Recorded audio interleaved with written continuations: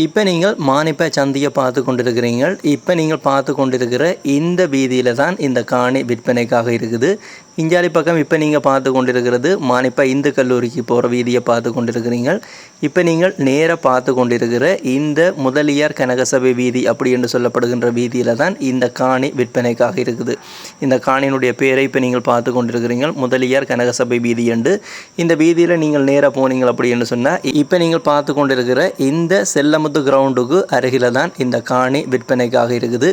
இந்த அம்புக்குறியால் இப்போ காட்டி கொண்டிருக்கிற இந்த வீதியில் போன உடனே இடது பக்கம் திரும்பினீங்கள் அப்படின்னு சொன்னால் இந்த காணிக்கு போய்கொள்ள முடியும். இப்போ நீங்கள் இந்த காணிக்கு முன்னுக்கு இருக்கிற வீதியை பார்த்து கொண்டிருக்கிறீர்கள். அந்த வீதியும் தேர் வீதியாகத்தான் இருக்குது. மிகப்பெரிய கனரக வாகனங்கள் வந்து திரும்பக்கூடிய மிகப்பெரிய தேர் வீதியாகத்தான் இருக்குது. இந்த தேர் வீதி ஓரமாகத்தான் இந்த காணி விற்பனைக்காக இருக்குது. மானிப்பாய் ஆலடி சந்தையிலிருந்து இப்போ நீங்கள் பார்த்து கொண்டிருக்கிற இந்த காணிக்கான தூரம் 700 மீட்டர். அதே நேரம் நீங்கள் பார்த்த செல்லமுத்து கிரவுண்டில் இருந்து இந்த காணிக்கான தூரம் வெறும் 200 மீட்டர் தான். மொத்தமாக மானிப்பாய் ஆலடி சந்தையிலிருந்து 700 மீட்டர் தூரத்தில் இப்போ நீங்கள் பார்த்து கொண்டிருக்கிற இந்த காணி அமைந்திருக்குது. இந்த காணிக்குரிய லொக்கேஷனை, அதாவது மானிப்பாய் பகுதியில் அமைஞ்சிருக்கிற இந்த காணிக்குரிய கோகுல் அமைவிடத்தை நீங்கள் பார்க்கணும் அப்படின்னு சொன்னால் இந்த வீடியோவை பார்த்து கொண்டிருக்க இந்த வீடியோ கீழே இருக்கிற டிஸ்கிரிப்ஷனை கிளிக் பண்ணிங்க அப்படின்னு சொன்னால் இந்த காணியினுடைய கோகுல் மேப் வரைபடம் இணைக்கப்பட்டிருக்குது. நீங்கள் அந்த லிங்கை கிளிக் பண்ணிங்க அப்படின்னு சொன்னால் கோகுல் மேப் ஊடாக இந்த காணியை பார்த்து கொள்ள முடியும். இந்த காணி சம்பந்தப்பட்ட அடுத்த தகவலை பார்த்தோம் அப்படின்னு சொன்னால் இந்த காணிக்கு முன்பக்கம் மட்டும் மதில் இருக்குது. ஏனைய 3 பக்கங்களும் எல்லையிடப்பட்ட நிலையில் தான் இருக்குது. முன்பகுதி மட்டும்தான் மதில் இருக்குது. அடுத்ததாக இந்த காணி சம்பந்தப்பட்ட அடுத்த தகவலை பார்த்தோம் அப்படின்னு சொன்னால் உறுதியின் பிரகாரம் இந்த காணியின் அளவு திட்டத்தை பார்த்தோம் அப்படின்னு சொன்னால் மொத்தம் 8.5 பரப்பு காணி இந்த காணி விற்பனைக்காக இருக்குது. மொத்தம் 8.5 பரப்பு. இந்த காணியை மொத்தமாக 8.5 பரப்பும் ஒரே ஆள் வாங்குறது அப்படி என்று சொன்னாலும் வாங்கிக்கொள்ள முடியும். பிரித்து வாங்குறது அப்படி என்று சொன்னாலும் வாங்கிக்கொள்ள முடியும். அதாவது பிரித்து வாங்குறது அப்படி என்று சொன்னால் 4 பரப்பாக பிரித்து கொள்ள முடியும். 8 பரப்பையும் ஒரே ஆள் வாங்குறது அப்படி என்று சொன்னாலும் வாங்கிக்கொள்ள முடியும். பிரிக்கிறது அப்படி என்று சொன்னால் 4 பரப்பாக 2 துண்டாக மட்டும்தான் உரிமையாளர் பிரித்து விற்பன் அப்படி என்று சொல்லியிருக்கிறார். இந்த காணியினுடைய அடுத்த தகவலை பார்த்தோம் அப்படின்னு சொன்னால் குடிமனைகள் நிறைந்த பகுதி. இந்த காணிகளுடைய முன்பக்கமாகட்டும் சைட் பக்கமாகட்டும் வீடுகள் இருக்குது. குடிமனைகள் நிறைந்த பகுதியாகத்தான் இருக்குது. வீடு கட்டுறதுக்கும் இந்த காணியை பயன்படுத்தி கொள்ள முடியும். இந்த ஒட்டரப்பரப்பு காணி சம்பந்தப்பட்ட அடுத்த தகவலை பார்த்தோம் அப்படின்னு சொன்னால் இந்த காணிக்கு நிற்கிற பயன்தரு மரங்களை பார்ப்போம். மொத்தமாக 4 தென்னை மரங்கள் காய்த்து கொண்டிருக்கிற நிலையில் 4 தென்னை மரங்கள் இருக்குது. அதே நேரம் ஒரு நாவல் மரமும் இருக்குது. இப்போ நீங்கள் பார்த்து கொண்டிருக்கிறது இந்த காணிக்கு இருக்கிற ஒரு கிணறை பார்த்து கொண்டிருக்கிறீர்கள்.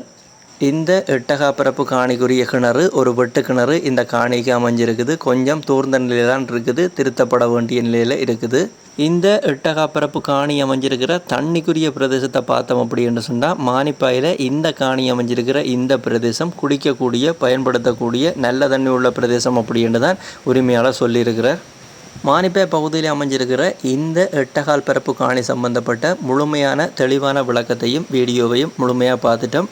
அடுத்ததாக இந்த காணிக்கு ஒரு பரப்பு காணிக்கு உரிமையாளர் சொல்கிற பேசி தீர்மானிக்கக்கூடிய விலையை பார்த்துட்டு அடுத்ததாக இந்த காணியை வாங்குறேன்டா யாரை தொடர்பு கொள்ள வேணும் அவருடைய டெலிஃபோன் நம்பரை பார்ப்போம். இப்போ நீங்கள் பார்த்து கொண்டிருக்கிற மானிப்பாய் பகுதியில் அமைஞ்சிருக்கிற இந்த காணிக்கு ஒரு பரப்பு காணிக்கு 50 லட்சம் ரூபா சொல்லினா மொத்தம் 8 பரப்பு கிடக்குது.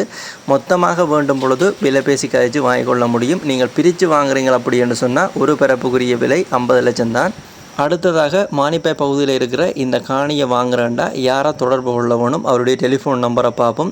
இப்போ டிஸ்பிளேயில் விழுந்து கொண்டிருக்கிற இந்த காணியை வாங்க என்று சொல்லப்படுகின்ற இந்த கண்டெக்ட் நம்பரோட கண்டெக்ட் பண்ணிங்கன்னு சொன்னால் நீங்கள் இந்த காணியை பார்த்து விலை பேசி வாங்கிக்கொள்ள முடியும். யாராவது தேவை அப்படி என்று சொன்னால் பயன்படுத்தி கொள்ளுங்க.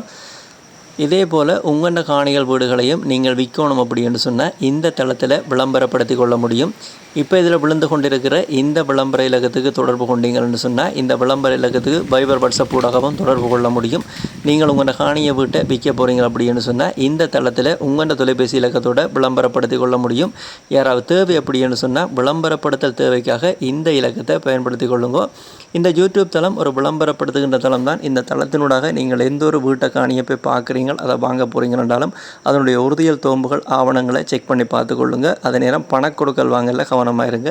இது எல்லா வீடியோலையும் சொல்கிறது, இந்த வீடியோலையும் இந்த விஷயத்தை வலியுறுத்தி சொல்லி கிடக்குது.